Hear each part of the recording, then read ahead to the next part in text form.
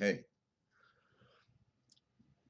Today is July 24th, 2018.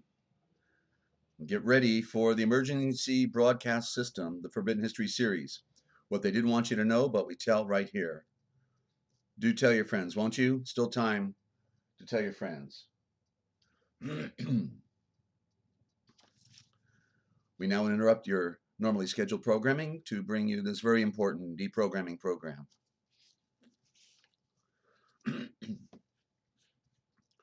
Please note that the following views and the opinions expressed on this program are not necessarily the views nor the opinions of the Master Force Group, Free America Radio Network, YouTube.com, and nothing here can ever be construed as medical nor legal advice. And listen to the Forbidden History prime time, 7 days a week, right here on therealpublicradio.net, because hidden beneath the sands of time lies the greatest of all mysteries. It's the Forbidden History. Unearth for yourself the secret truths that lie hidden just beneath the surface below our feet. What is it that the powers that be do not want you or I to know? Come and journey with us as we explore and dare to know, because it's all right here, coming your way, sometimes twice a day, but 7 days a week on therealpublicradio.net, Free America Radio Network. Because somebody's got to do it, ladies and gentlemen, and that's why we're here. Special thanks to youtube.com for your hosting the Forbidden History series. Stand by for the broadcast.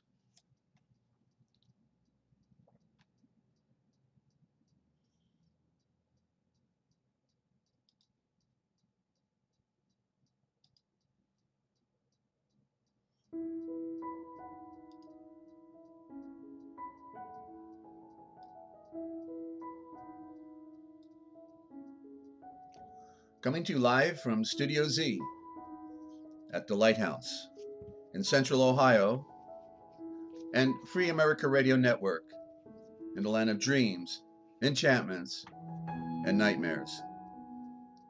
It's the Forbidden History series, the great lies of history, the words that kill, the piracy of words, the original thought transliteration project with the original gospel, and a whole lot more, ladies and gentlemen. I'm your host, Desert Owl. Glad you're tuned in. Hope you are telling your friends about the broadcast.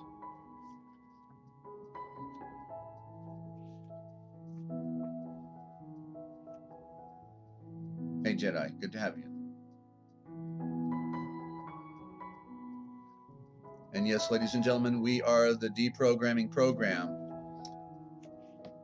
because they programmed you and you need a bit of deprogramming. Once we can begin to comprehend the true nature of things,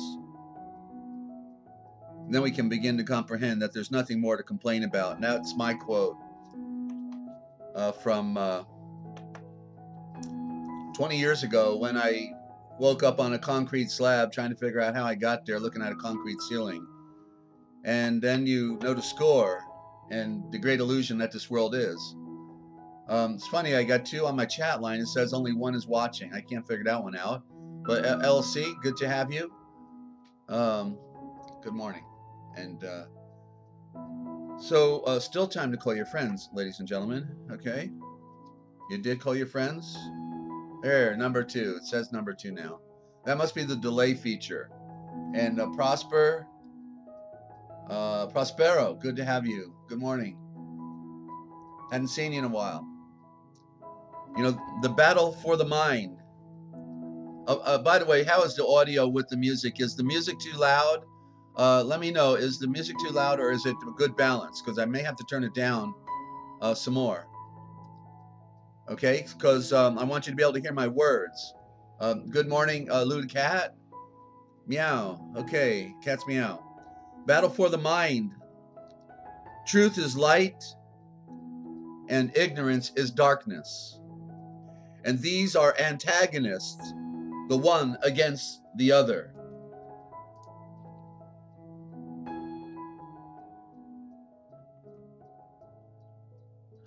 And isn't that the truth, ladies and gentlemen? It said that the darkness could not comprehend nor even be in the presence of the truth. Could not endure, it said in another version, endure the light, you know, profound metaphor for civilization, because that's what it really comes down to. is people, right? And we're dealing with the duality in the Matrix. And that is such a beautiful song. I've got to tell you where I found it. Thank you very much. That was Proud Beauty, Purroudbeuty, all one word, Proud Beauty, and Purroudbeuty,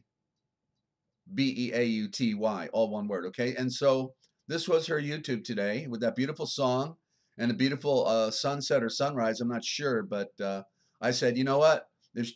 I'm going to play this on the broadcast. This is really beautiful. So, uh, so yeah, check out her channel. One of our friends I've been saying hello to for the last couple months, like virtually all of you, except for Jedi. I've known Jedi for 15 years. So wow, beautiful music. And here we are in the duality of the Matrix, talking about lies and truth. Lies and truth, ladies and gentlemen. That's what we're revealing.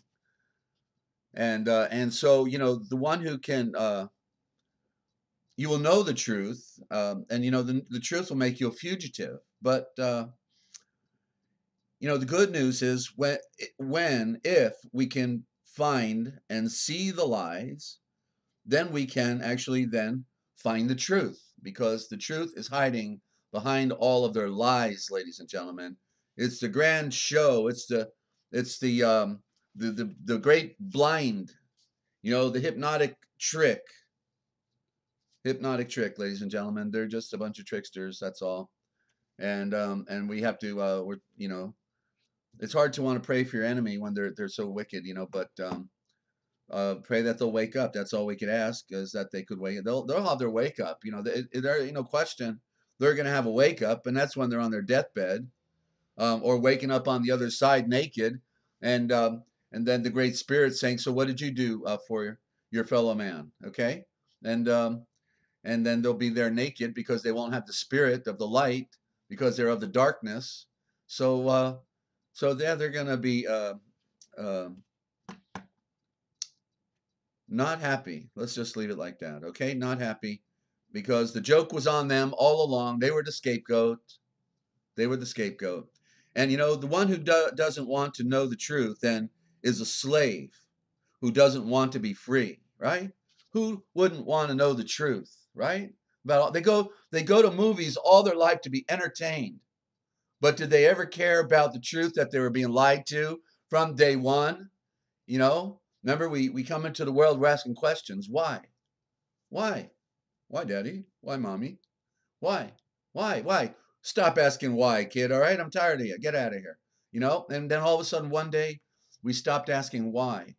And then we just went along to get along and don't talk about the government. And the two things we don't ever talk about is politics and religion, right? Don't you forget that. Don't you bring that here to this table. All right, boy? Yeah. Okay, get the picture? You know, that was on the television, the subliminal programming, you know, at 10,000 megacycles. You know, you can't see it on your TV screen, but it's there. Don't question government. Don't question government. And, you know, and listen to your preacher. Yeah, they got you under the spell. They got you coming and going, fried and fricasseed, um, riding on the ass while you think you're on a stallion. Well, not you out there, you know, you know, on our chat today, because I know most of you you're out there already, you know, showing the end of the world on all of your channels with the, you know, knowing it's over, and everybody else out there thinking about, gee, who's going to be the next president? You know, who's going to win the game? You know, I mean, come on, somebody's got to win the game, right? And they don't even care about the big game. The big game, right? Isn't that the game that's important? The big game?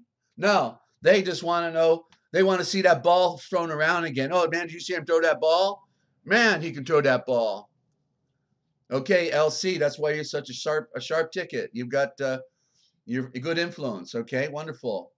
And Proud Beauty, there you are. Okay. Hi, everyone from the Netherlands. Yeah, I forgot that. That's right. You're from the Netherlands.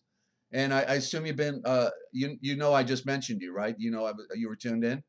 Okay, thank you for the opening song. That was a beautiful YouTube you produced today, and I love that song. And I said, you know what, that's going to be my opener.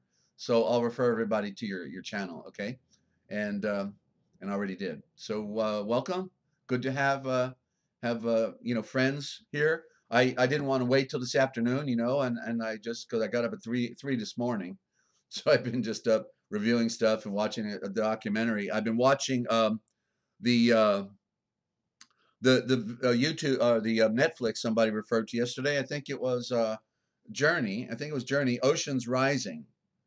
That's Natasha Journey, and so yeah, so I didn't watch all of it, but about two-thirds of it, Ocean's Rising, and it's certainly worth watching. It's not to say that it's an accurate depiction, but it is a depiction of the trauma we will somehow witness, one way or another. So check out Ocean's Rising on Netflix, okay? And so I'm interested in seeing. I think we know how it ends, right? But maybe they got a false hope ending. We'll find out when we get there. So very good.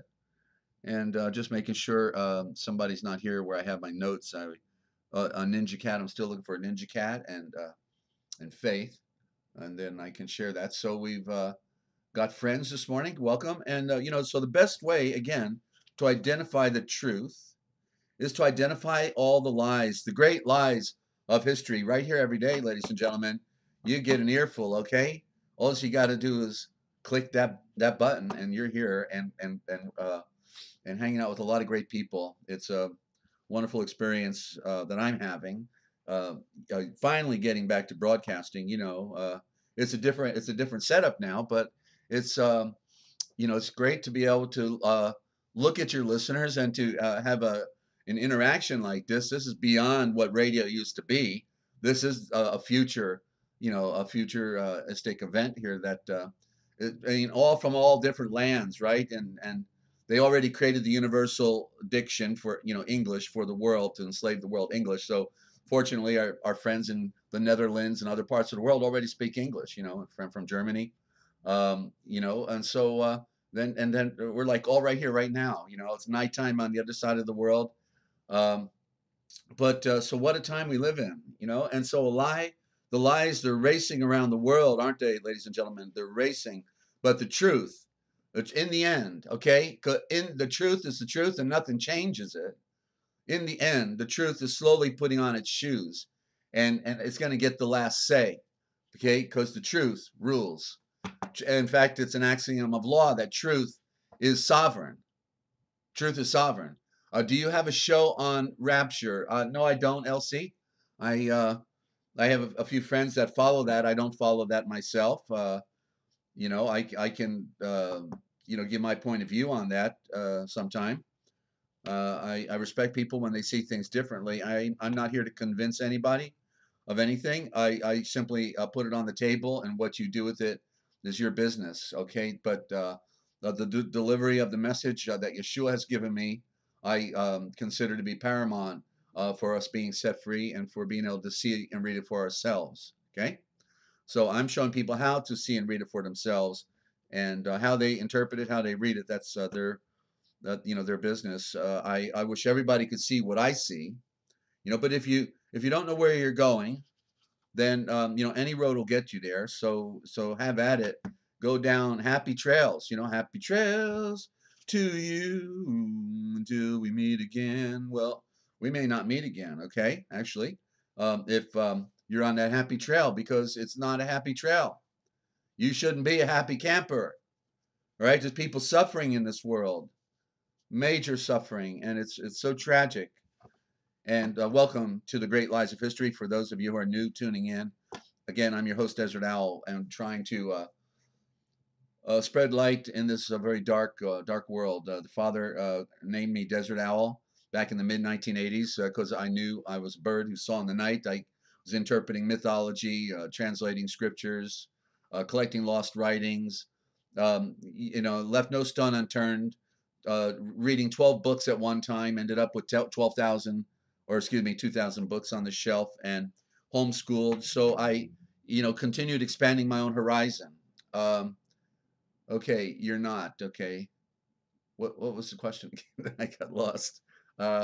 Okay, very good. So why let I saw something. I just saw something yesterday for the first time, and I think it's absolutely true. Okay, what a tragedy. Let me just underline news because it is news. Okay, and the question is why why okay, before I go there, it's an advantage to English, but on the other hand, they have us all using the word magic. It was pushed upon European people since the 60s and 70s. Most people only spoke German before that. Right, right. Yeah, not a happy camper. Right, thank you. And there you go. I'm not a happy camper either. Yeah, there's a lot going on. I guess you have all German influence up there. I know the Viking influence was in Scandinavia. But anyway, back to the question: Why? Why are the trees burning, ladies and gentlemen? What's going on? It appears that they're setting these fires. They've made the conditions just ripe for a total burnout of entire wilderness, okay? And I finally realized it, because if you do a search for the trees dying in Australia, for the trees that are dying, the forest, the entire forest, do a search for forest dying in New Zealand, forest dying in Canada, the Sierra Mountains, the Rocky Mountains. It'll blow your mind. So what I realized was, yeah, if they wanted to cover so we wouldn't see all the trees die, then what would they have to do? They'd have to burn it down, right? And that's why now we've got fires. Durango, Colorado. I used to live out that way, okay, below Pagosa Springs, right on the New Mexico border, right in view of the Archuleta Mountain where that underground base is. That's a story I got. Not for now though, but so why are they burning the trees? Because it won't allow them to look uh, like the other trees we're already seeing. They got to cover it. So they're going to burn all the forest down. That's what it looks like. Okay, Lou is saying Colorado's burnt. Yeah, it's got to be more, and it's probably more than they're telling us. They never tell us the truth. So why should we think we got the whole picture, the whole news? They focus on a little ground zero, little, focus, and yet there's something bigger going on. So, yeah, and don't forget you can call in. I'd love to hear from you.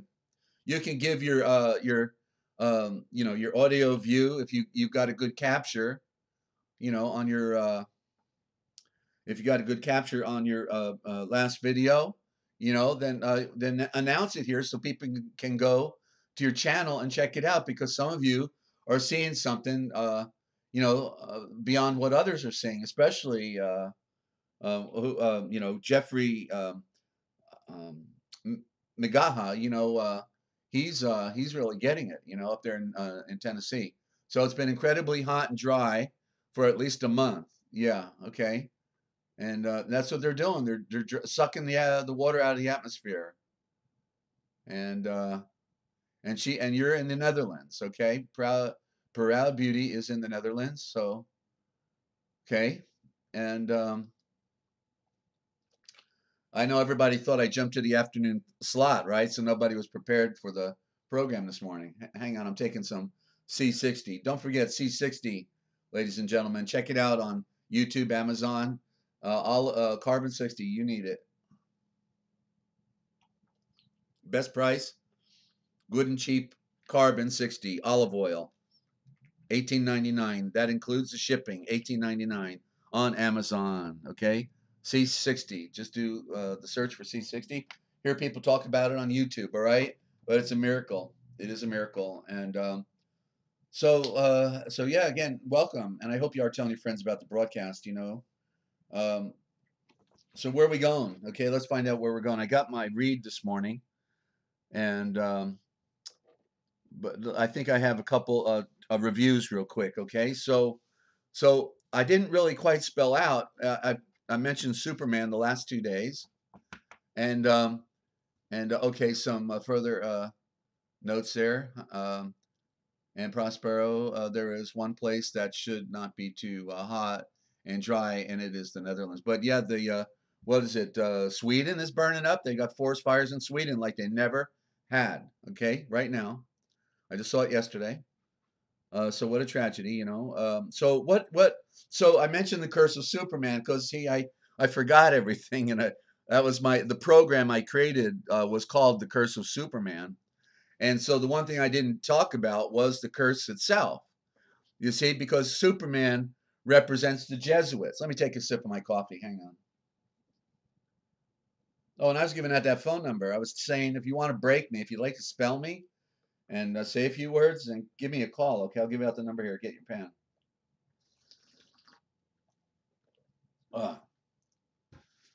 Okay, 608-566-7295 is the phone number. Yeah, Ireland burning. Okay, thank you, Jedi, for that. Okay, so 608-566-7295. Or you can call on Skype, Free America Radio. Free America Radio, all one word. It says Kingsland, Georgia still. Okay, and if you got a question or a request, or you just want to get my attention, desert, use those three words, any one of them, all capital letters, question or a request or desert, and then upper and lower on your question. But I'll see the big word. If I see the big word, I won't miss it. I hate to miss your comments if they're directed towards me, so help me out. All right, so what is the curse of Superman? All right, well, okay, so Superman, from the cartoons, when it was on cartoon, or I guess it may have first been in the comic books. I'm not sure which came first, but they're about the same. We're talking 1940s. Okay, probably came out at the same time, both in the magazine and in a cartoon. Okay, and in one of the cartoons, I looked at them. I researched them, and when Lois Lane was flying through the air with or even if she wasn't flying through the air, but Lois Lane, at one point, Superman says something to her, and she goes, "Yes, my lord. Yes, my lord. Yes, my lord." Right? And so you get the picture. He represents the Jesuit, the Superman. Yes, you love Jesus, and you love children too. It's rather strange. So what then is the curse of Superman? Well, you see, since Superman represents the Jesuits, then that's what. So what happened to the first Superman, actor? Right? He ends up either being murdered or he shoots himself in his bedroom. He dies in the middle of the contract of his programming. He was a partier. Everybody liked to come over and party with Superman, Clark Kent. You better believe it. And so it was always a party over there. And so somebody ended the party one night in his bedroom. Either he did or somebody else. So I guess we'll never know. But then what happened? So that was the first. Oh, because not only did Superman die, but even people in the cast also died, and I don't remember which ones they were, so I don't want to give out names incorrectly. But others on the cast had other problems, and like bankruptcy, something like that. I remember, I heard the reports, but I forgot all the details now. And so so there was something bad that happened, and Superman represented a Jesuit. Okay. And so then, years later, then we get the new Superman movie with what's his name? Superman. Christopher Reeves. There's Christopher, Christ of Fire. The Jesuit claims to be the Christ of Fire. And then there's Christopher Reeve. But if we look at the word Reeve differently, it says read. So it could be read the Christ of Fire. Literally as a code right there in Christopher Reeve. Okay, amazing. You see, they picked the guy with the right name for the very job. Christopher Reeve, the Christ of Fire, Reed. Yeah, Reeves, that's right. But it's a play on words, Elsie, okay? It's a play on words. And so they always pick people with key names for their particular operation. And so it can be interpreted, okay, so okay, I talked about Singularity last night. That was an interesting movie, not anything sensational. And wow, wow, wow. Elsie, you got it, babe. All right. So so let's talk about a little bit of symbolism now, okay? Symbolism. You know what? You go to the orchestra, right? And so what are the symbols? The symbols are those big round things that guy holds up, right? The left and right hand. Those are the symbols, and they clash together, and it represents creation when it's clashing together. And it's symbol of sun and moon. The symbols, you see, they put it right there in the orchestra. The violet light, the violin, the mandolin, the munda light, the light of the moon, mandolin, and so you know, in everything in our nature, in our environment, they're putting their code words, especially in corporations, you know, and you got to know the words. You got to see and read it for yourself. So so I went over the end of Jerusalem or Israel, right? Pseudo Israel, because they were pseudo Israel ever since they were banished to Babylon. Officially, that's when Judah ceased to exist. Israel ceased to exist 200 years earlier. The northern kingdom, all 10 tribes. Okay, so so I had asked when who was it? Star was on here. She said, I think she said something about Turtle Island, but I posed a question, and then I thought maybe, you know, with her Native American background, she might know the answer. But anyway, so Native Americans all call planet Earth Turtle Island, right? And my question was, so if the Earth is Turtle Island, then where is the turtle? What is the turtle, right? And so it's the moon, ladies and gentlemen. The moon is the turtle that every month crawls across the sky. You know, the turtle has that round back, right? You can imagine they could relate it to the moon, but crawling slowly. And that's the answer. Okay, Turtle Island is the Earth, but they never tell you who's the turtle. You know, what's the turtle? And I'll tell you, I'm losing my voice again. This might be a short program here today, unless you call in and break me. If you give me a break, you know, I could possibly regenerate here. But glad to have you all.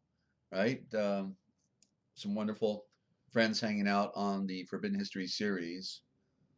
What they didn't want you to know, but we tell right here, somebody's got to do it. And I've been preparing all my life for sharing the profound light that Yeshua has shown me, in spite of myself. Still working on that self. It's a piece of work, you know, that serpent, you know, he's always trying to keep us down. And we've got to conquer the serpent and put it under our feet, stepping on the serpent, seeing the serpent. You got to see the serpent first. Okay, so colors. Interesting to break it down into original thought because it's the call ors. So COLL, and then use a hyphen, and then ORES, call ors. So it's the collective or, you know, and so that's why meaning the collected or. So the colors are representative, as you know, they when they read a star, they can tell what metal or what mineral it has in its own property just by reading the light, because the color comes through from the planet. It is pulsating an energy signature and a signal, you know. So the collected or, color. And of course, when we get our colors, we get them from the earth anyway, don't we? You know, of course, we have to dig it up. And I did mention that the phoenix is the feathered serpent, as well as the Egyptian obelisk, and America is called America, where America is the feathered serpent. All right. So that's our symbolism for this morning. Um, and let's see where we at here. Well, I guess are we into the duality, AB seeds of light? Okay, I'm not doing that this morning. Words that kill. Let me just see if we got some words that kill here. Oh yeah, we do. Okay, got some words they killed us with. So get ready for the broadcast, ladies and gentlemen. In a word, the piracy of words. In the beginning is the word, the Shavor, and words are the great Elohim, the great Elohim, Shavors, the Savior. Words rule. In the beginning is the Shavor. In the beginning was the Shavor, and in the beginning there always will be the Shavor, the word, the symbol, the logo. Okay, Lou, you got what does the ADO at the end of Colorado mean? Well, Colorado, as you can see in Rado, the word radio, because it is projecting the red. It has to do with the red color of Colorado, the colorful Colorado that has a predominance of red, at least especially in the southern Colorado, where I lived. So Colorado, that's color. The word color, you see the word color is there. So it's the Colorado, the color red. Okay, so that's what that means. And so, words are not what you think. Unless you know what you say, you can't say what you mean, because they've tricked us with the words, with the shavors. If the words that you use are incorrect, then what you say is not what you mean. And if you say what is not what you mean, then all science, religion, history, and law will all fall apart and all go astray, and all the people will be standing around in helpless idleness. And this is not only important, for it would be a tragedy, but it matters above everything else. Okay? Hey, thank you, Lou. Very good. And Aramaic, Indo-Germanic is what we're talking about, the mother tongue, the Indo-Germanic mother tongue, the Aramaic, the Archaimaic, the Archaimalic, okay, the Malik, the royal messenger. This diction that we are talking about is the royal messenger. Ladies and gentlemen, we're talking about the royal messenger, Aramaic, the mother tongue. Yeah, that's why that's the code works, LC. The code works with the English because it is a corruption of the Aramaic, and so it's unique. There are things to be revealed in the other, national tongues, but the English is a specific code system that they worked with, and I'm able to track it back. So I wouldn't be able to do it, with any other than the English, because it was fabricated for the one world deal. But I do use the other languages, the other tongues, which means tone key, the other tone keys, because the trail all stretches into all of them. I had a dictionary at one point and have most of them from every European tongue, from every European language. Language is not the right word, but so you get the picture. Okay, so you compare the different European Indo-Germanic terms, and lots of S's, absolutely. That's the serpent, and that's how they cursed it, by playing their little games with S's, corrupting the words with the serpent. Yes, indeed. That's why it sounds like s, because it is the serpent sound, right? Okay, terms are torums, the power of sound. That's what terms are. Torums, meaning the power of sound. Oh, and there's the word motor. It's an anagram for motor. I can't believe it. I just saw it. If you keep looking at it, that's what happens. Motor, M-O-T-O-R, is torum. Terms are torum, T-O-R apostrophe O-M, or with an S on the end if it's terms, plural. Torums. And backwards, torum is motor. And it's also mother. Oh, geez, I'm seeing that now. It's mother. Also, you change the O to an A. M-A-T-H-E-R.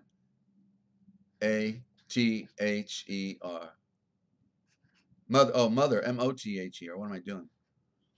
Okay. I'm getting dyslexic. All right. Mother. Motor, mother are the torums. I can't get over it. See? Right here, ladies and gentlemen, the first time in history, and it's on the Forbidden History, we've got the revelation for terms. Very important. Very important, okay? So I'm going to have to fix that later.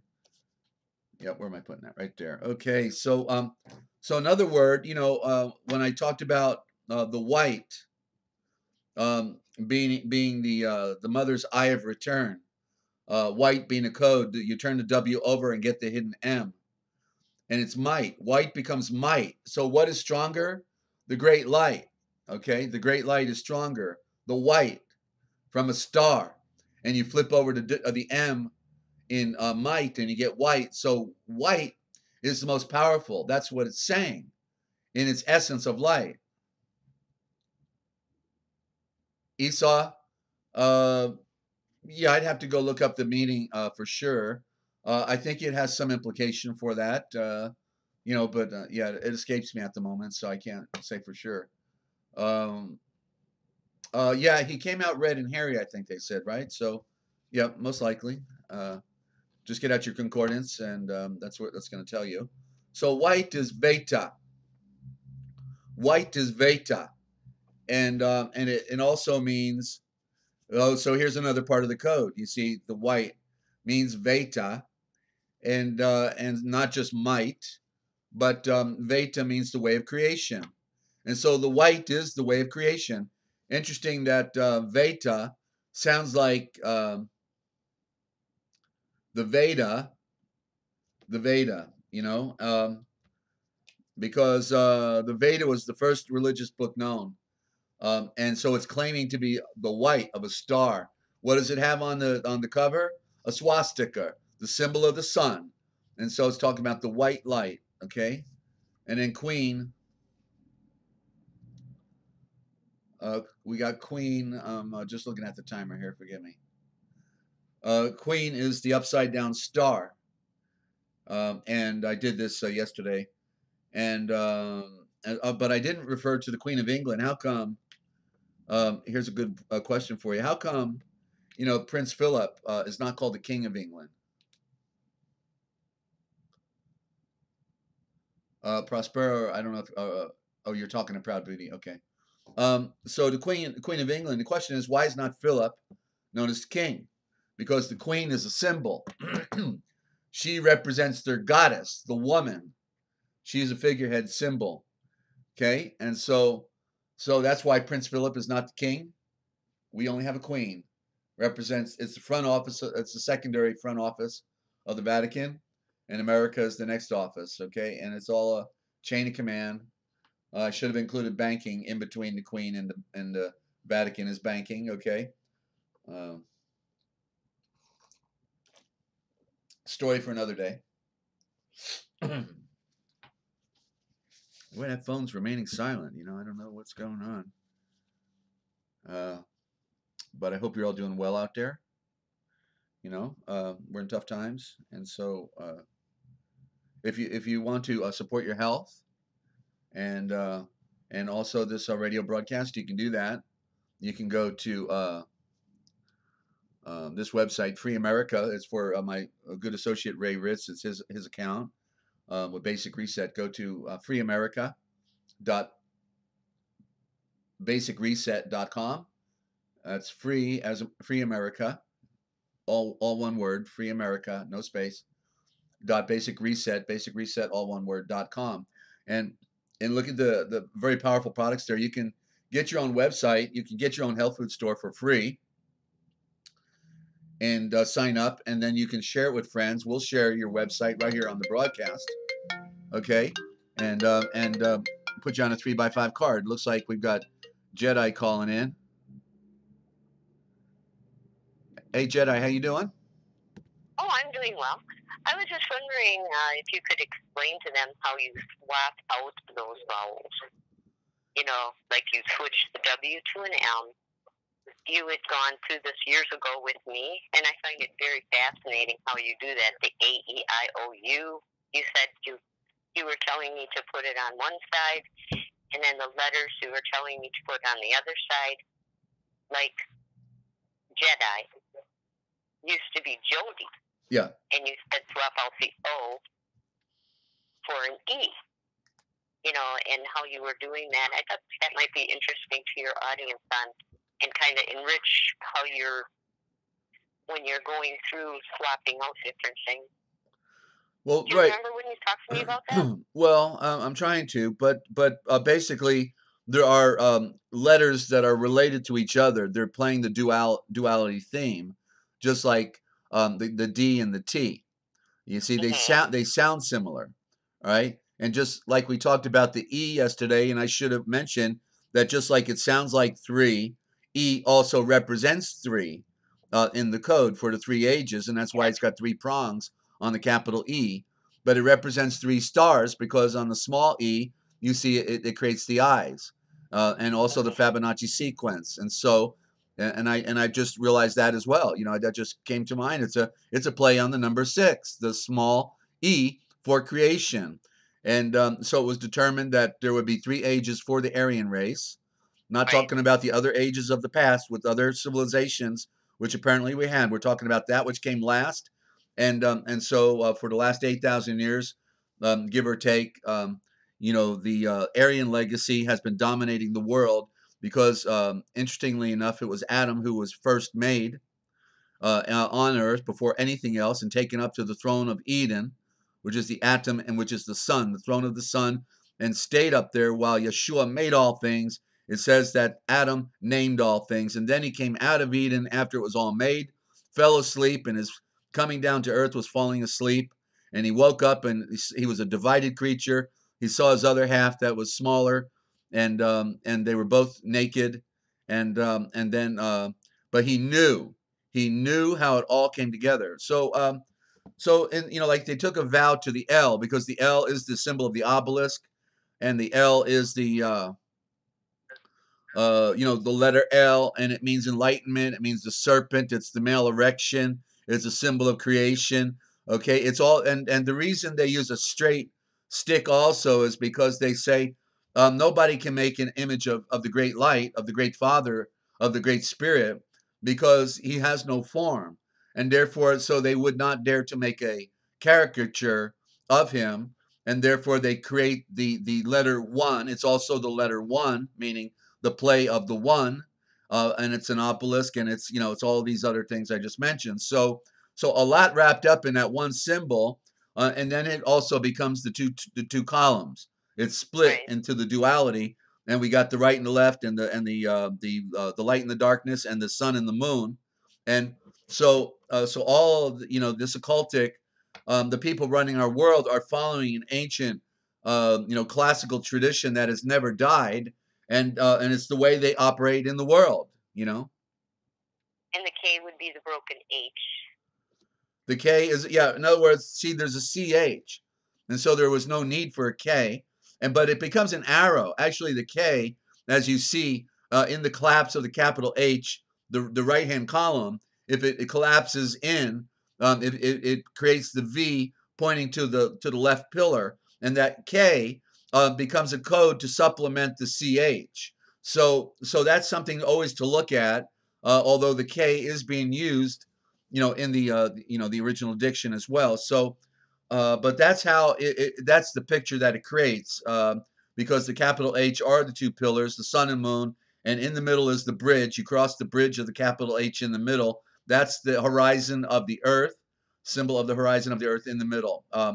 And so we're to cross that bridge to the right side that has collapsed.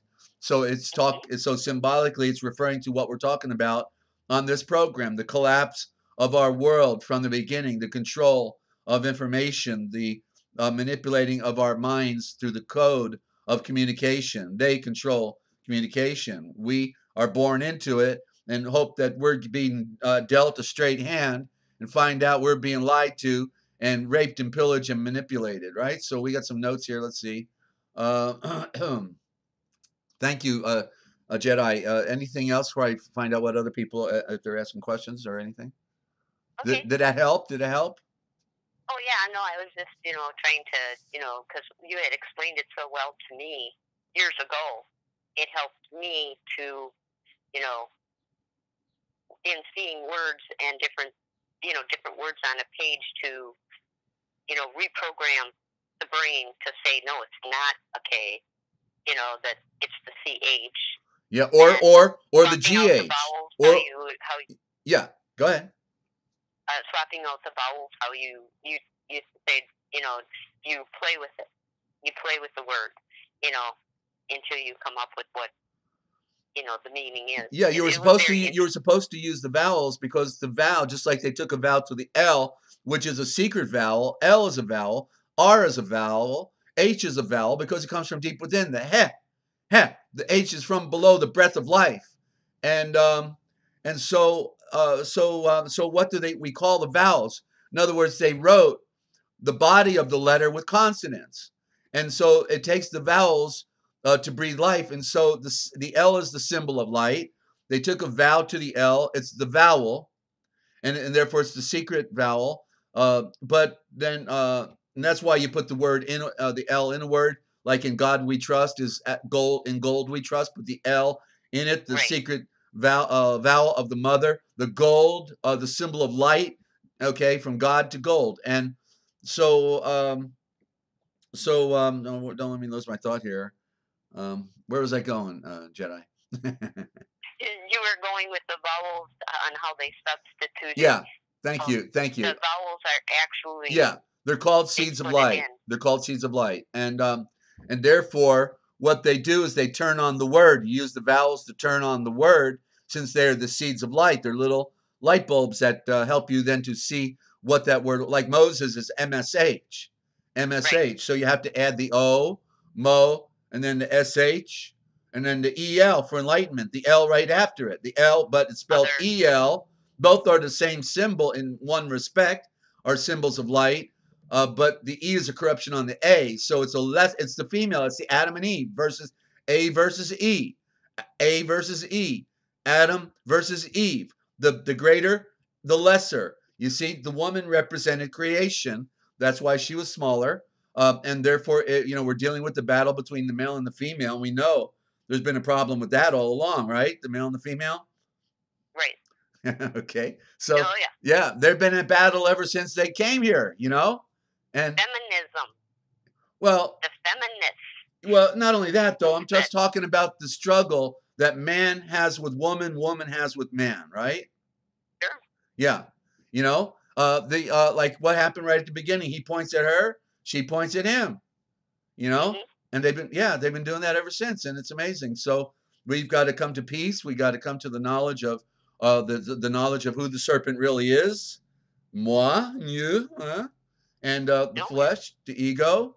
So we've got to crush the serpent and be set free, and so that's what we're trying to do here, and we can only do that by uncovering that hornet's nest of lies they gave us, ladies and gentlemen. Okay, so Jody, are we good? Yeah. I just wanted to see if you could expound a little bit and maybe put the swapping of the letters out a little bit easier for us to understand, because you did it so well with me years ago. It helped me quite a bit, and I thank you so much. You bet. And you always use the word Yeshulva, one of the classic ways. So we were saying it at the time when we were reading Yeshulva, and that's the correct word, but most people couldn't, figure that one out. So that's why Yeshua is for me the middle ground, and I use Yeshua, but Yeshulva, Yeshulinva, you see these, the words have been abbreviated, and so it took a long time to see the missing pieces. Okay, long time. I find it interesting now for people who use social media, how they're even abbreviating it even more. The abbreviations even more. Like when they talk to each other over the devices through your chat to one another. I mean, sometimes it's like a different diction right there. Like LOL instead of laugh out loud. It's, I don't know them all because I don't use it, but it looks all weird to me when I see someone else typing in a message to someone else, and how we've progressed to just, we've degressed to just using, symbols in that too. Yeah. Absolutely. In our and then there's two A's, and one is a vowel, one is silent, and so the silent one is the dominant, and the one that speaks is speaking for for Yahweh, but he's riding an ass. The one that we see is the ass, but the ass is the introduction then to the greater, and that is the stallion, or the true tradition, the pure tradition. The ass is the false tradition, and so it's waking up, riding that ass, and saying, "Man, there's something better," and to be able to see it because it's exclusive. It's not in the crowd. The crowd is riding the ass, and they're following all the pig Latin, and pig Latin is a hard way to go when it's all denied you the truth, and the truth is not part of any lie. Wasn't Adam, Cadman, male, female? Well, I'm not sure. I have to see the context of that word, Prospero, okay, without seeing that. Because I decoded the Nag Hammadi library, and it was mistranslated on purpose, just like our scriptures, just like the book of Philo, just like Josephus, all of them, because they couldn't control publishing. So we don't have originals of anything, basically. They destroyed the originals after they corrupted the translations. That's the way they do it. That's the way they've been doing it from the beginning. They're smart. Destroy the originals. They control the ball. But they use the code, and so that's the good news. The code is and are you still there, Jedi? Oh yeah. Oh, okay. I didn't know if you hung up or not. So anyway, yeah, that's basically it. So Jedi, thank you for for calling in. Give me a break here. That really helps. And Oh yeah, nice anybody can call in. He's really friendly to talk to. Go ahead. I never bite Don't be anybody, shy. right? No, of course No, you don't bite anybody. Yeah, Okay, and thank you. and they don't know how lonely I really am, right? Debbie? Right, right. Yeah. Just pick up the phone. I know some of you are listening to him on the phone, but when you're on the phone, you can hear him talk. So, and that's kind of cool. And they could get their 15-minute Andy Warhol, right? Right. Right. Okay. Well, you take care. Make history being a part of history. Thank you, Jody, for being there. Mm-hmm. All right. Bye-bye. Bye-bye. So there we go. And okay. So I was gonna go over Philo. Philo, and then I may just wrap it up with a special opening on Philo because I'm trying. Philo is so jam packed. And by the way, Philo is mentioned by Paul, okay, in one of his letters, epistles. They mention he mentions Philo, okay, and yeah, he was a friend of Yeshua's. He was big, okay. He did the most profound work of anybody next to Josephus, but this was more important in many respects because he reveals the code, okay. So since we're talking about codes, I wanted to share this. Let me turn on the light.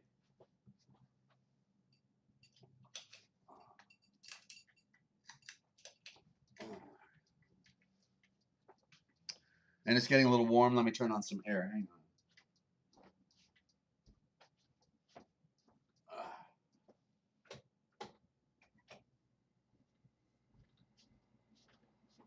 on.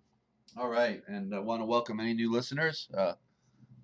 And I know that people keep coming in later on when the after the recording is done. So feel free to always leave a comment and a like, of course. And I know a lot of you know stuff, okay? And so you really have the ability to make contributions to the broadcast by your wonderful thoughts, okay? And what you're seeing, because you're seeing something too, and I'd like to hear that. So anyway, I'm going into I have written in my front page here the greatest work next to the everlasting covenant itself. Okay, we're talking about the book of Philo, and it's called the works of Philo. And I'm moving forward here. Hang on. And so it's really the works of Philo Judah, or actually correctly Eutha. So Philo, he's known as Philo Judah, which is Philo Eutha. He was also one of the 7 sages. Okay, and we find out about him in. Well, maybe I ought to give. That would be really great. Let me do that. Give a read. So as we go into this book, we'll just go into the original gospel, and we'll go where we're at his house. Okay, let me back up here. I can find it. Give me a second. I think it's chapter 56. This is the original gospel. It's Aquarian gospel, but it's It's not Aquarian, it's the original, okay? And so, and it's on our website, on the radio network. If you need to know where to find it, you just go to therealpublicradio.net, therealpublicradio.net /original_gospel.html. Okay, therealpublicradio.net /original_gospel.html. And then when you get there, just go to the bottom and you'll see the free PDF download, okay? If you want to get the book, the paperback, 1919 reprint edition, wide margin for notes, click on that picture, it takes you right to Amazon, okay? So let's find out a little bit about Philo. So this is in 10:12, chapter 12, section 12, Lamed.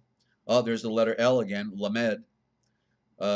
It's in the Council of the Seven Sages of the world.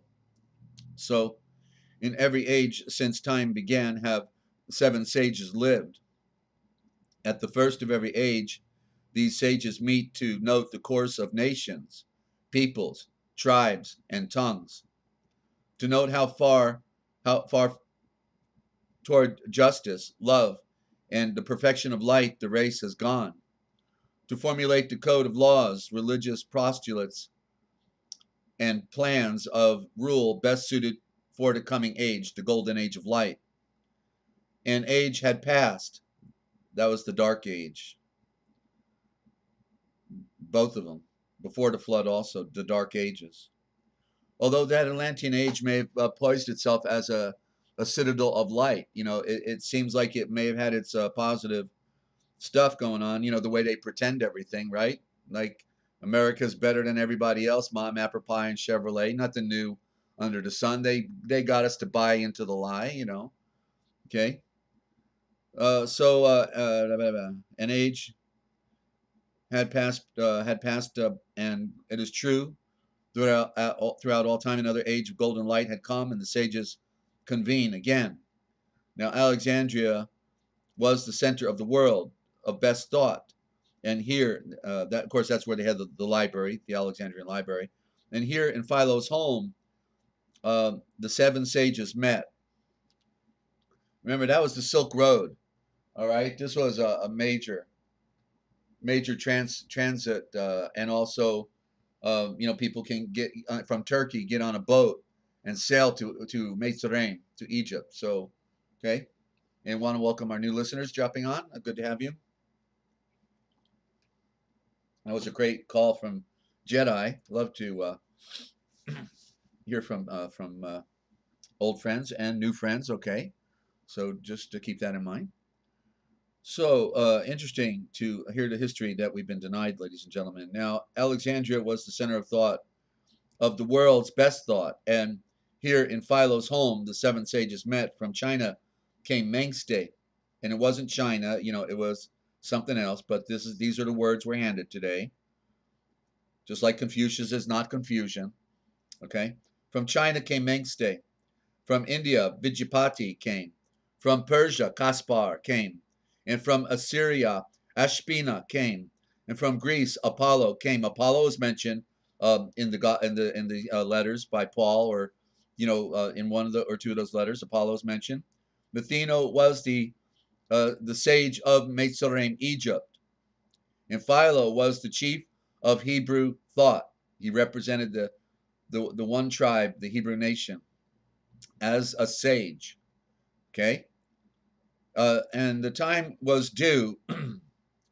The council met and sat in silence 7 days.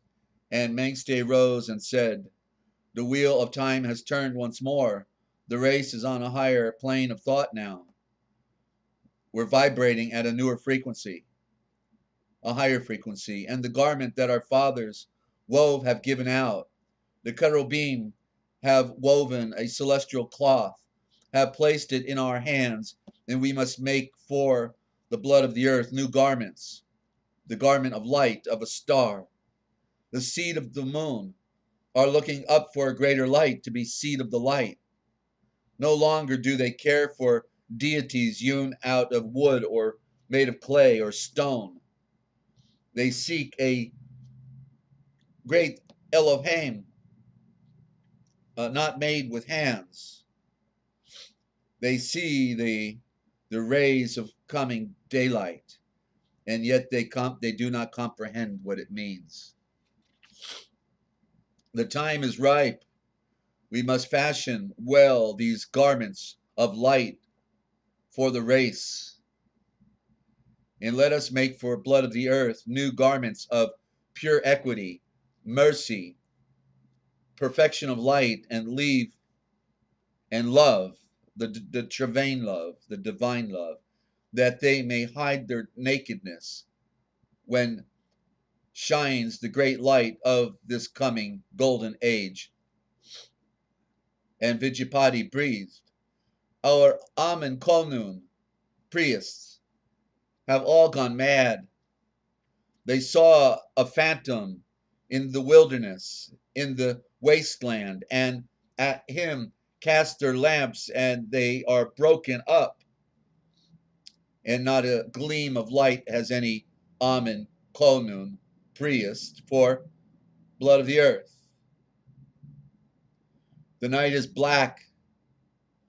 The heart of Hindu land, India, calls for light. So the place of the gods is darkness. Wow, that's interesting. The priesthood, wonder why they're wearing them hoods, cannot be reformed. Hoods mean secret, ladies and gentlemen. Hoods are symbols for secrecy and secrets, okay? It is already, the priesthood cannot be reformed. It is already dead. You can't get life from something that's a fraud and from something that's dead. Its greatest needs are for graves and for the funeral chant. They're dead. This new golden age calls for freedom, free judgment, free thinking, the kind that makes each blood of the earth his own Amen Kolnun priest, enables him to go alone, a solitary figure, and lay his offerings on the shrine of Yahweh, who is the great Elohim. And Caspar breathed. Let me take a sip here. Stand by.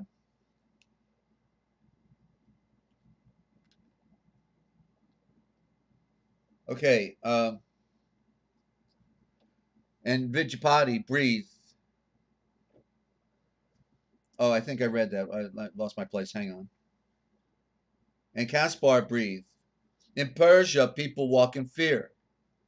They do the good for fear of doing wrong, only because they're afraid. That adversary is the greatest power in our land. Fear and thought, a lie. He dandles on his knee both the youth and the aged, the young and the old, held on a string. Our land is dark because of this. All the darkness prospers. No, it's the gods, meaning the pagan gods, proud beauty. Okay, the pagan deities. That's what it's referring to. Okay, hoods are the canis, fishy hats like the Pope wears. Yeah, yeah. Okay, let me not lose my place here on passing. Okay, fear. Okay, fear rides on every passing breeze and lurks in every form of life. Everybody's afraid. Nobody's set free. The blindness of fear is a lie. The fear of darkness is a fallacy.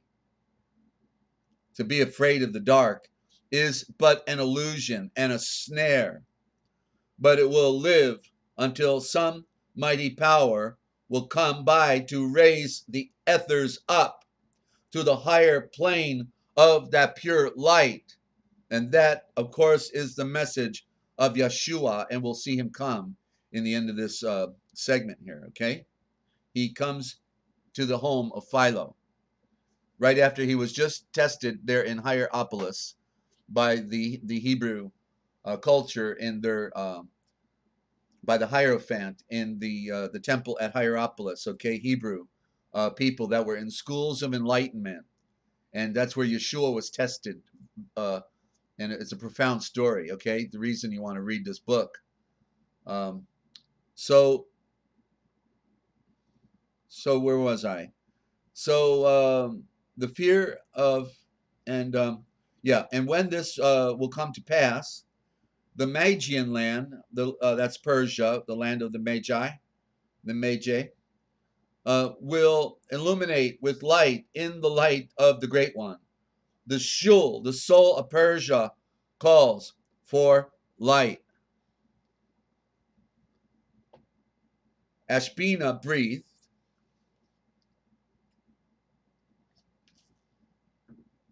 Assyria is the land of doubt. The chariot of my people, that in which they mostly ride, is labeled doubt.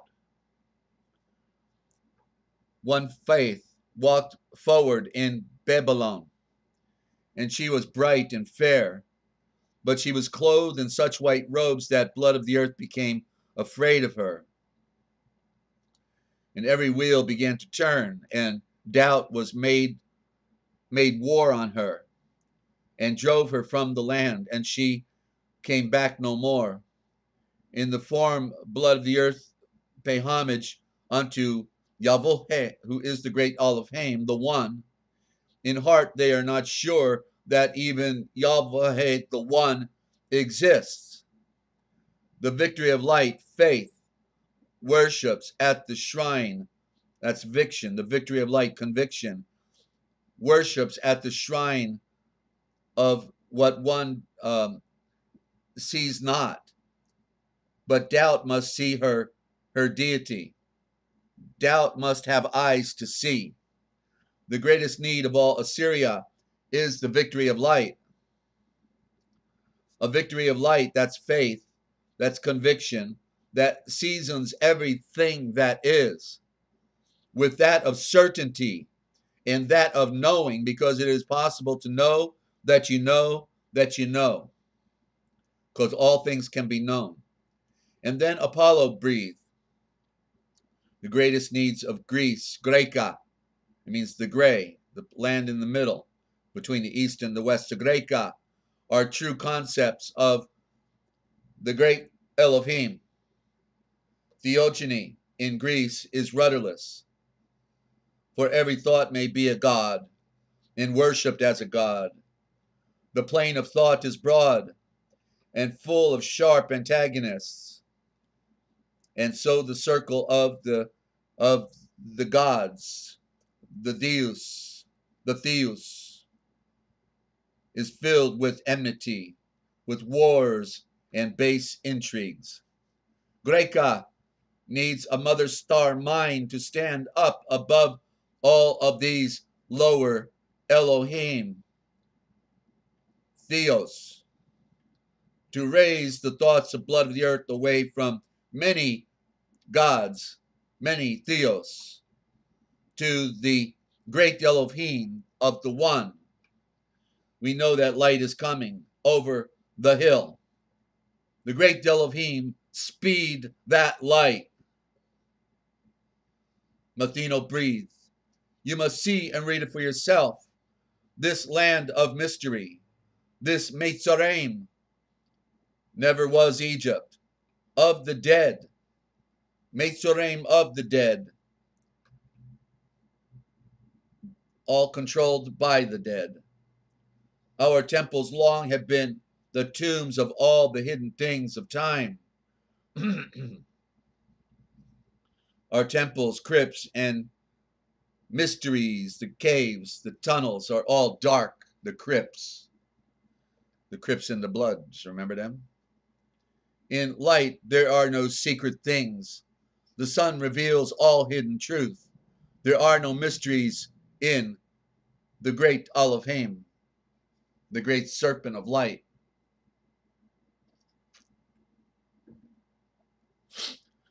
Excuse me. You must see and read it for yourself.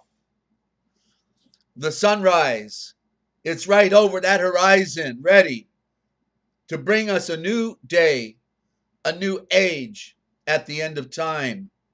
What we have all waited for 2,000 years ago, it came. His beams are entering every door. Yeah, every crevice of the mystic crypts of Metziraim. And here it's got Metziraim, not Egypt. It's got Metziraim right here in the original gospel, in the Aquarian gospel. You see, they're telling truth.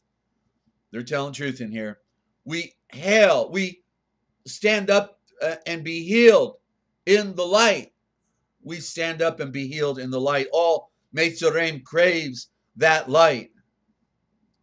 And Philo breathed the need of the Hebrew thought and of life. The vivification is freedom of the Ve, freedom, free judgment. The Hebrew navigators, falsely called prophets and visionaries and givers of the law. Well, they'll give you the law, won't they? They will give it to you. We're men of power, men of pure thought, and they bequeath to us a system. Gotta love the toilet, right? Everybody's got to have a system of course, you know, I'm being facetious here because I'm not sure where this is going yet, but I'm very much a pessimist here. But I think this might be some good stuff here. Let's see. Of the one strong enough. Let me back up. I got over myself. The Hebrew navigators and the visionaries and the givers of the law were men of power. The blood of the earth of pure thought, and they bequeathed to us a system of philosophy that was ideal. Well, I was talking about how it got corrupted, basically.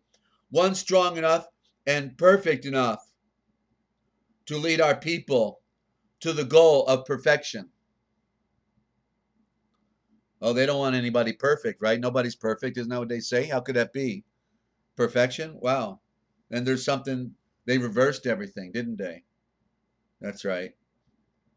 But carnal minds repudiated purity. There you go. That's the real priesthood. A priesthood filled with selfishness rose up, and purity in heart became a fallacy, became a sea of fallacies. The people were enslaved by them. The priesthood is the curse, absolutely, of Israel and the rest of the world. But when he comes, who comes? The he will proclaim emancipation for the slaves. My people will be set free. You must see and read it for yourself. For Yahweh, who is the great Elohim, Eloheh, the true life, which secretly Elohim means the true life of the many that come, has made incarnate wisdom, Travain love, and light, divine light, Travain light, which he has called Emmanuel, the Father, the great Father who is with us. To him is given the keys to open up the sunrise. And here, as blood of the earth, he walks among us.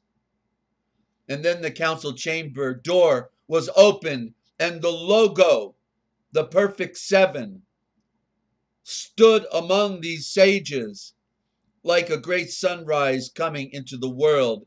And again, the seven sages sat in silence, thought for 7 more Diel. And that was Philo we had just heard from. And 58 coming, Now, when the sages were refreshed, they opened up the book of life and they read. And so Yeshua is now there with them. He was just tempted at Hierapolis and passed all the tests, every single one of them. It's a profound story, ladies and gentlemen. He was prepared. What he went through in his last 3 years, he'd been preparing all of his life for. And that's the story they hid from us. And that's what we've got right here. Okay? So, now when the sages were refreshed, they opened up the book of life and read. And they read the story of life, of blood of the earth, of all his struggles, losses, gains, and in the light of the past events and needs, they saw what would be best for him in the coming age.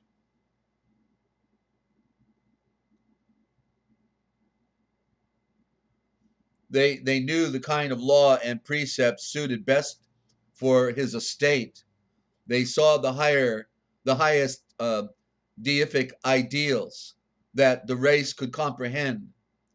Upon the 7 postulates these sages were to formulate, the great philosophy of life and homage of the coming age must rest. Now Mengste was the oldest sage, and he took the chair of chief, and he breathed. Mengste again is from the farthest east. He's from China. Blood of the earth is not far enough advanced to live by the victory of light. He cannot comprehend the things his eyes cannot see. He is still a child. And during all the coming age, he must be taught by rite and picture and symbol and form. And that's what we're doing right here, is it not? His Elohim must be an earthly Elohim, Elohim, the true life of the many and of the one. His deity must be an earthly Elohim. He cannot see Elohim by the victory of light only. And then he cannot rule himself. And this Malik, the Malik, royal Malik, must rule. The blood of the earth must serve. The age that follows this will be the age for blood of the earth, the age of the victory of light. The age we enter is the preparation age, and all the schools and governments and homage, the rights to pay homage, must be designed in simple ways that blood of the earth may comprehend. And blood of the earth cannot originate. He builds by patterns that he sees. So in this council, we must carve out patterns for this coming golden age of light. We must formulate the knowledge of the empire of the sun, of the soul, of the light, which rests on 7 postulates. You see, they're all trying to figure out what's coming. They don't see it completely. You know, it's right on the horizon. Yeshua's bringing it. Okay? So each sage in turn shall form a postulate, and these will be the basis of the creeds of blood of the earth until the perfect age will come. Until this perfect age comes. And that's what Yeshua ushered in when he rose from the dead.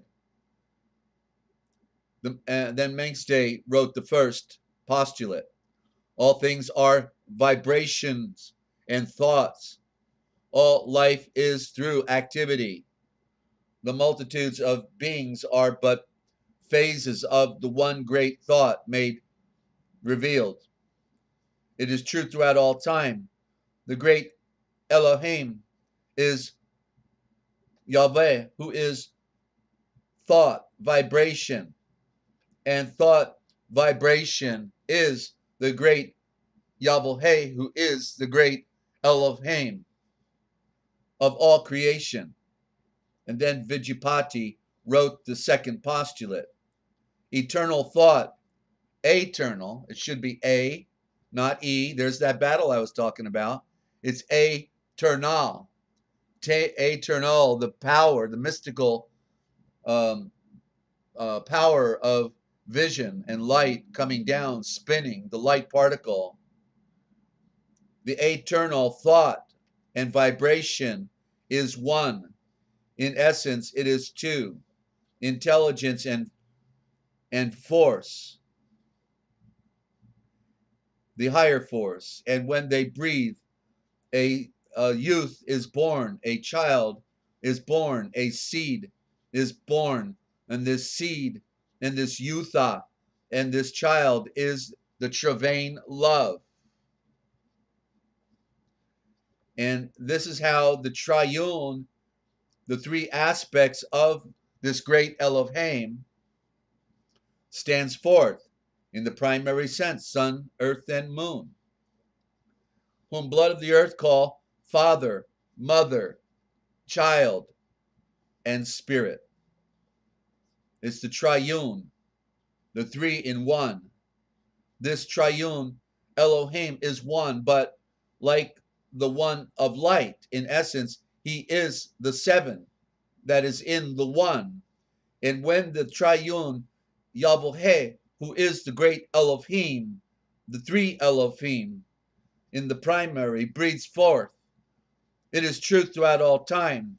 The seven winds stand forth before his face, before his sunrise. These are the creative attributes. Blood of the earth called them lesser deities, lesser Elohim, and in their image they made blood of the earth.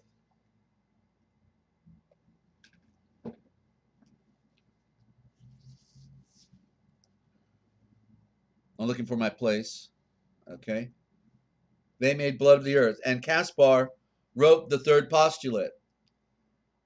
Blood of the earth was a thought of the great Yahweh, who is the great Elohim, formed in the image of the Septuagint, meaning a cosmic image. We are cosmic symbols. We are representatives of the cosmos, ladies and gentlemen. Formed in the image of the Septuagint, the seven, which has hiding within it perfection, clothed in the substance of light, of a soul, of a sun, star energy, star matter, star dust we are of, from the fiery magma of the heart of the mother. And his desire is strong. So they thought to reveal on every plane of life. For himself, he made a body of the ethers and the earthly forms, and so descended down onto the plane of the earth. And in this descent, mankind lost his birthright, his inheritance, his connection, lost his harmony with the great Yahweh, who is Elohim,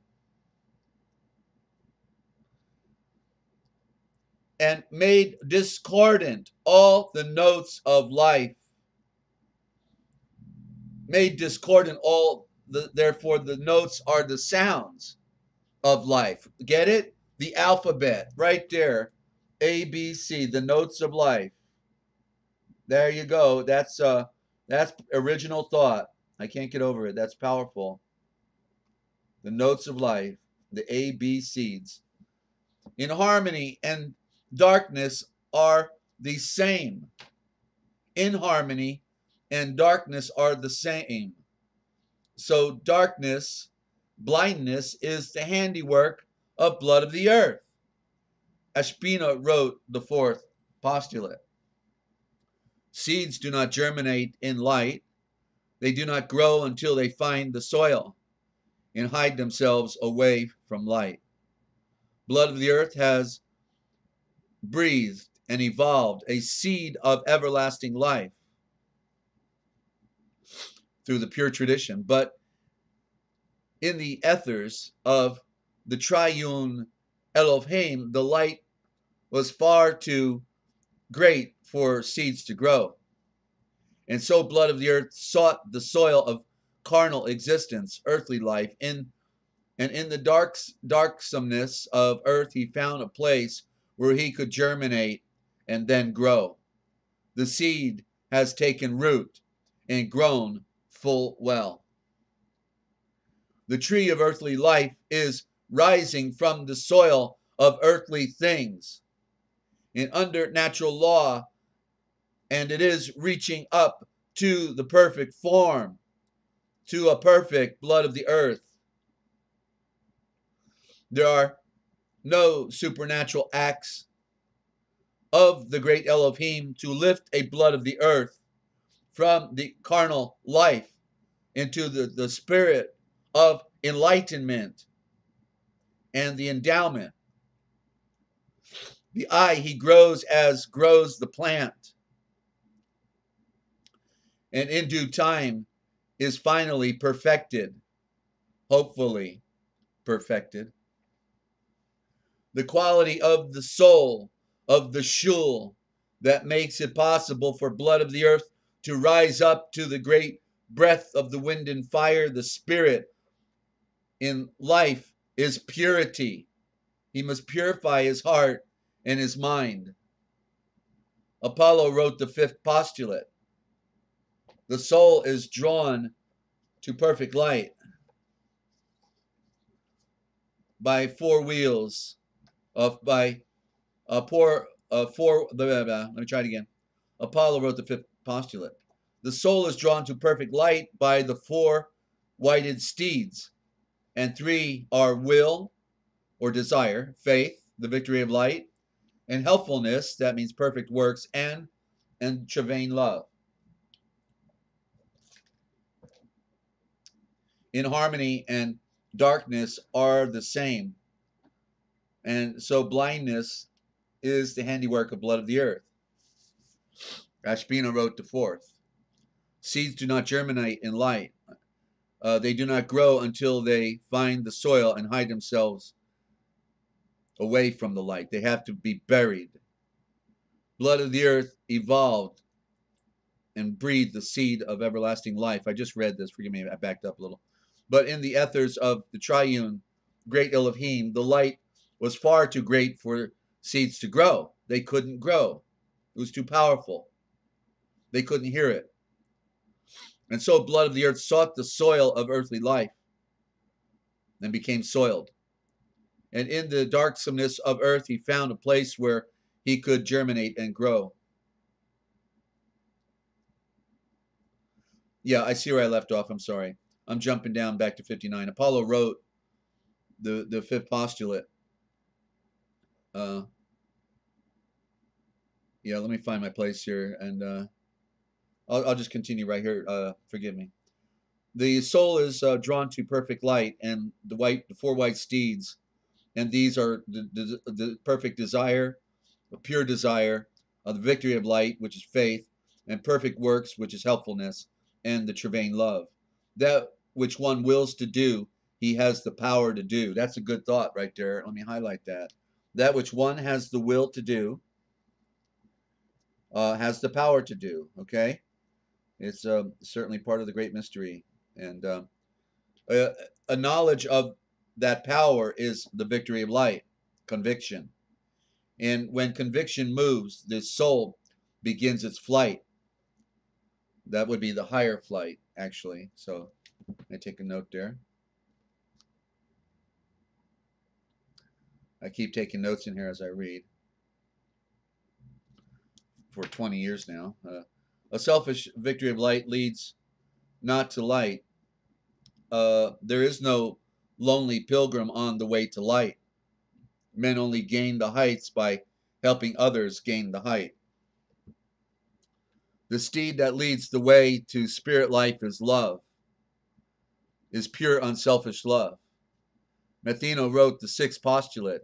The universal love of which Apollo speaks is child of wisdom and wise judgment. And the perfect will, the divine will, the travain will that we traverse the travain. And the great Elohim has sent it forth to earth in the form of flesh, that blood of the earth may know this. May know this. The universal love of which the sages speak is the Mashiach.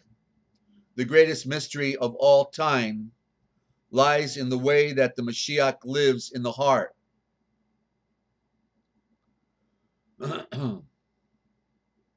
Of every blood of the earth. The Mashiach cannot live in clammy dens of carnal thought.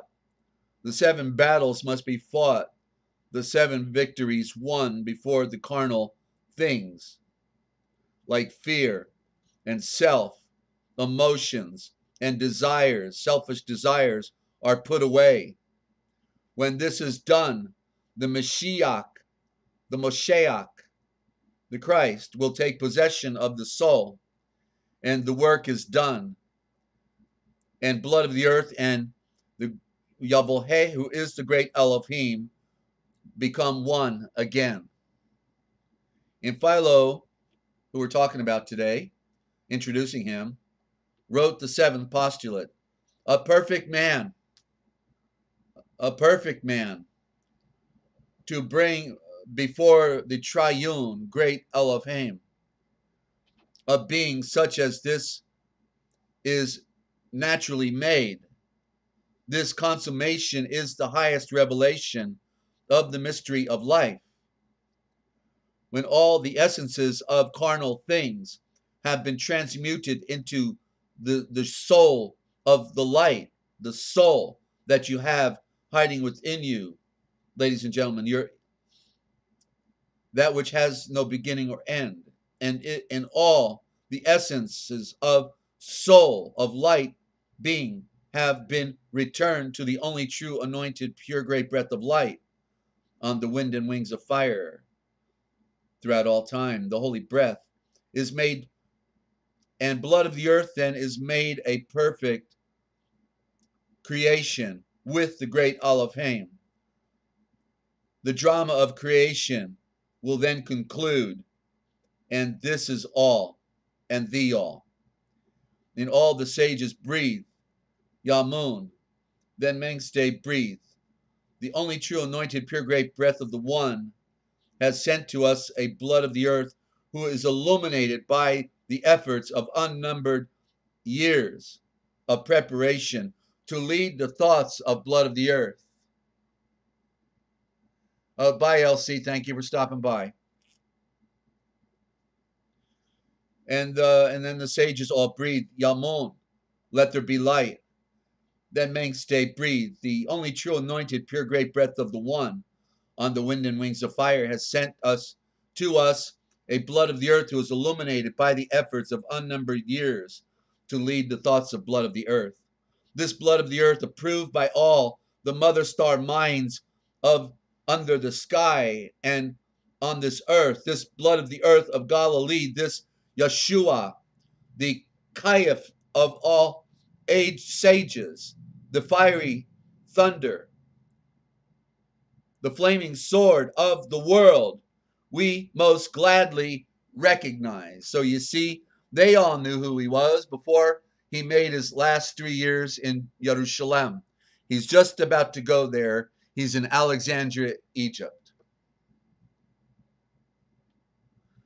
In recognition of this wisdom, in wise judgment that brings to blood of the earth, that he brings, that this I brings to blood of the earth, we crown him. We Quran him. That's the way to say it. We Quran him because that is the Aramaic. It sounds, I know, like that other book that's not worth talking about. And with we crown him with the lotus wreath. We send him forward with all the blessing, the barokim, the endowment and the enlightenment of the 7 sages of the world. Then all the sages laid their hands on Yeshua's head and breathed with one accord, praise Yahweh, the great Elohim, for wisdom, honor, and illumination, power, riches, endowment of light, strength are yours, true, perfect, and complete Mashiach, forevermore. And every living creature breathed Yamun. And then the sages sat in silence 7 days again. And there's just one more short chapter, and we'll have wrapped it up here. Chapter 60, and it's a short one. The 7 Dayel, the 7 days of silence passed, and Yeshua, sitting with these 7 sages, breathed. Now Yeshua's going to speak.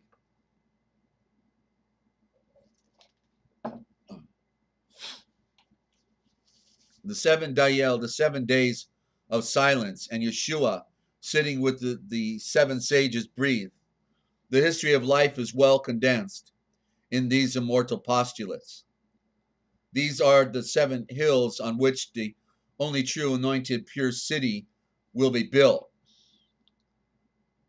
And he's not talking about on earth, okay? It's the city in the mind, the state of being, the true promised land, the perfection, the connection, the light. These are the 7 sure foundation stones on which the universal body of the called out ones will stand.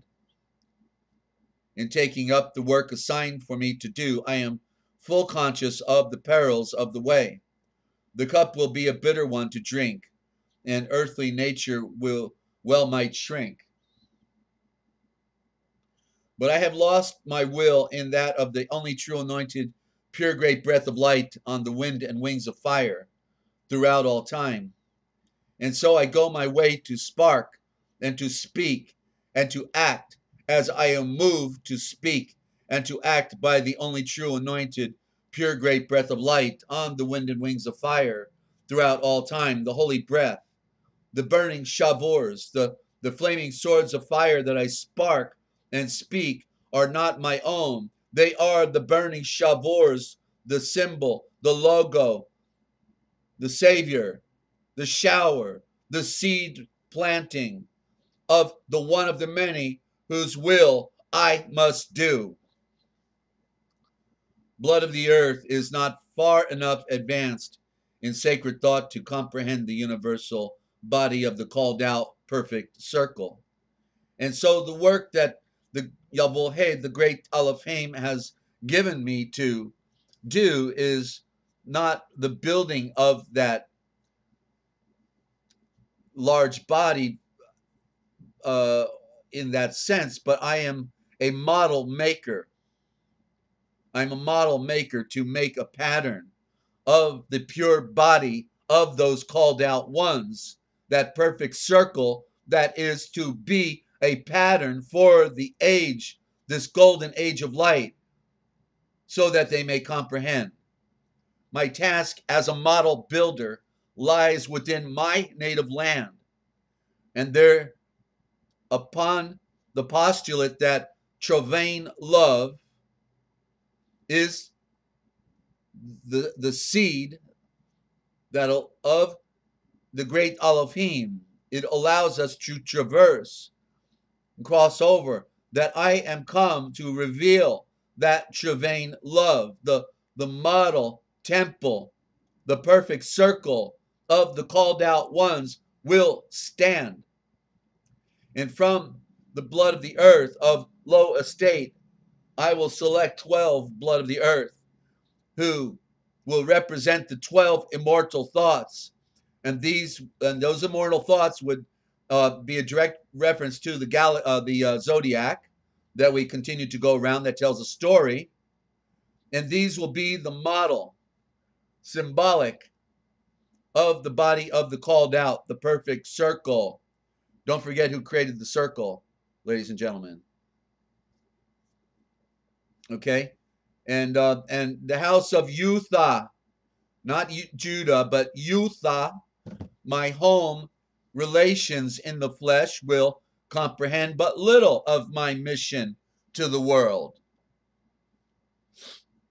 And they will spurn me and scorn my work and falsely accuse me and bind me and take me to the Yudkai judgment seat of carnal earthly men, who will convict and slay me on the burning tree of the curse, the cross. But blood of the earth can never slay the truth. Though banished, it will come again in even greater power. The truth from the tree's root will capture the world. The truth from the tree's root will and did capture the world. The model body of the called out perfect circle, the ones with the one, do live and will live. Though carnal blood of the earth will prostitute its sacred laws, symbolic rites, and forms for selfish ends and means, and take it but in outward show, the few will find through it the royal domain of the soul, of the light. And when the better age does come, this universal body of the called out ones in the perfect circle of the one will stand up and do stand up in the seven postulates, and will be and are built according to the pattern given. The time has come. I go my way to Jerusalem, and by the power of the living victory of light, that great light that shines, and by the strength that you have given me, and in this royal title of Yahweh, who is the great Elohim, our Father, Elohim, Yahweh, the royal domain of pure judgment of light of the soul, the shul will be established on the seven hills, the seven postulates, in all the people, tribes, and tone keys of the earth will enter in, all tongues from all lands. The prince, the royal prince of the shalom of eternal peace, does take his seat upon the throne of power from the throne of the Son, the triune Yahweh, who is the great Elohim, will then be all in all and one in one. And all the sages breathe, Yamun, let there be light. And Yeshua went his way, and after many Dayel, he reached Jerusalem, and then he sought for his home in Galilee. Section 13. And you just got the forbidden history, ladies and gentlemen, what they didn't want you to know, but very happy to give you. That's a little snippet into the segment that involved Philo, and I'm going to start reading out of Philo in the days ahead, okay? Because he's spilling the beans, okay? And I know nobody's going to take the time to read 1,000 pages of Philo, and then it's already been messed up by the Balai suits, and I have to decode that book too. It's just amazing, you know. But it's simple. Once you know how to read, you can see and read it for yourself. You can see the code and say, I'm not fooled. Okay?